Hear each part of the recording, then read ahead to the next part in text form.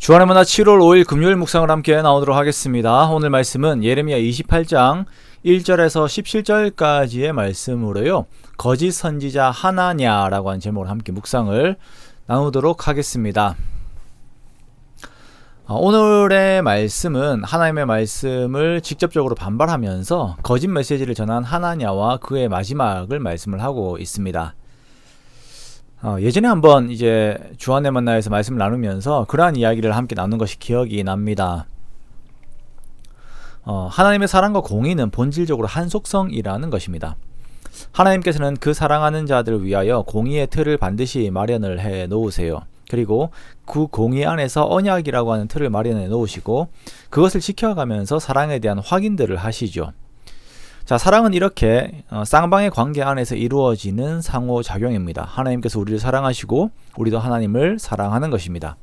그런데 우리가 보면 그 비틀어진 사랑의 모습들을 보게 될 때가 있지요. 나의 일방적인 요구만을 받아줄 것을 원하는 것들이 있습니다. 그래서 상대방이 마음이 상하든 피해를 입든 신경을 쓰지 않고 나의 것만을 요구하는 것들이 있습니다. 그래서 우리가 보면 소시오패스, 사이코패스, 가스라이팅 그런 용어들이 요즘 막 등장하는 것이 바로 이러한 현상들 때문입니다. 상대방을 위한 헌신이 아닌 상대방을 이용하려는 것이며 혹여나 상호간의 약속이 파기가 되었다 하더라도 별스럽지 않게 생각을 해버리는 것입니다. 지금 하나님과 유다와의 관계가 그러한 상태이며 또한 거짓 선지자들이 하나님에 대하여 생각하는 무게가 한 이 정도의 상태입니다. 예레미야가 줄과 멍에를 가지고 유다와 이웃 국가들에게 경고를 하였습니다. 그리고 느부갓네살에게 항복을 하는 것이 살 길이라는 것을 조언을 하였지요. 왜냐하면 그것이 하나님의 뜻이기 때문입니다. 그런데 이때 하나냐라고 하는 거짓 선지자가 등장을 합니다. 그 역시 하나님으로부터 말씀을 들었다라고 주장을 합니다. 하나냐의 주장은 다음과 같습니다. 하나님께서 바벨론의 왕의 멍에를 꺾었다. 하나님께서 빼앗긴 성전 기구들을 2년 안에 유다로 다시 되돌려 놓을 것이다.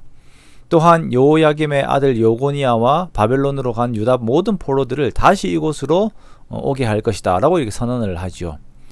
자, 이러한 하나냐의 말에 예레미야는 자신이 그렇게 되기를 원한다 라고 이렇게 말을 합니다.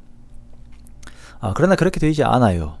하나님께서 생각하고 계신 유다의 언약 파기 행위는 그렇게 쉬운 성격의 것들이 아니었습니다. 예레미야는 이전의 선지자들이 전쟁과 재앙과 전염병을 예언한 것을 언급을 합니다. 하나님과의 언약을 파기한 것과 하나님 앞에 범죄함에 대한 대가가 이렇게 무거운 것이다 라는 것이죠.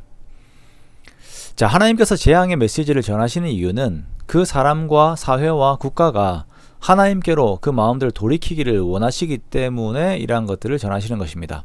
자, 돌이킨다라고 하는 것은 그 마음과 삶이 함께 변하는 것을 의미합니다.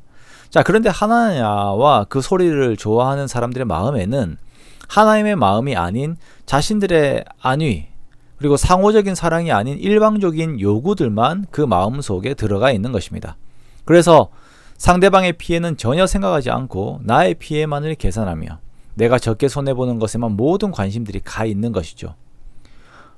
평화를 예언하지만 예언은 결국 그 말이 응한 후에 그 예언이 진짜인지 그렇지 않은지를 증거하게 될 것입니다.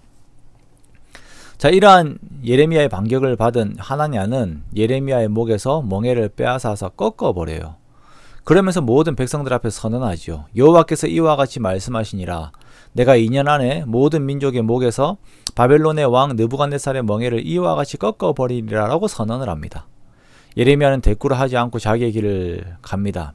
이러한 반응에는 더 이상 대꾸할 필요가 없어요. 예레미야는 하나님의 말씀을 그대로 전하는 사명을 감당을 했습니다. 안타까운 것은 이러한 분위기에서 백성들이 하나냐의 말을 믿게 된다라는 것입니다. 15절의 말씀이 그러하죠. 그런데 하나님께서 다른 말씀을 하나 더 주세요. 이제는 나무 멍에가 아니라 쇠 멍에를 모든 나라들에게 씌울 것이다 라는 것입니다. 그리고 하나냐에게 하나님의 말씀을 전하게 하십니다. 그러니까 예레미야를 통하여서 하나냐에게 전달되게 하시는데요. 하나님께서 하나냐를 보내지 않으셨는데 하나냐가 이 백성들에게 거짓을 믿게 하였다라는 것입니다. 그러므로 하나냐는 금년에 죽을 것이다 라고 예언을 하게 되고 하나님 말씀대로 하나냐는 그해 7째 달에 죽게 됩니다. 자, 하나님께서 우리들에게 가장 요구하시는 것은 하나님과 우리들과의 올바른 관계입니다. 이것이 깨어지게 되면 하나님께서는 무슨 수를 써서라도 그 관계를 회복하고자 하십니다.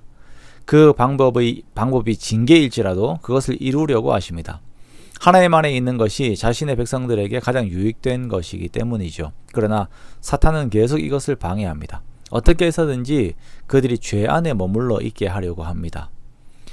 우리들에게 주어져 있는 상황이 이 싸움입니다. 여전히 우리들은 이 앞에서 달달한 소리들을 듣고 싶어 해요. 그러나 중요한 것은 우리들과 하나님과의 관계입니다. 그것을 위해서, 그 온전한 관계를 위해서는 끊어내어야 할 것들을 끊고 하나님과의 온전한 회복이 있을 수 있도록 모든 힘을 다하여서 말씀으로 돌아가야 합니다.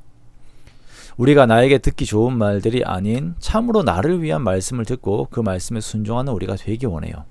우리가 하나님의 말씀을 읽다 보면 정말 기꺼이 따르고 싶은 마음보다는 막 갈등을 하게 되고, 어떤 때는 내가 좀 간과하고 싶고 막 그런 말씀들이 있죠. 하지만 그 말씀 앞에 여러분의 의지를 죽이시고 순종하십시오. 그때 하나님을 누리게 됩니다. 그때 하나님을 누리게 돼요. 그렇게 정말 말씀 가운데, 우리가 온전한 말씀 가운데 순종함 속에 들어감으로 말미암아서 우리의 모든 삶들이 참된 복이 되시는, 하나님 안에 항상 머무는 그 복 가운데 항상 함께 하시기를 주님의 이름으로 축원합니다.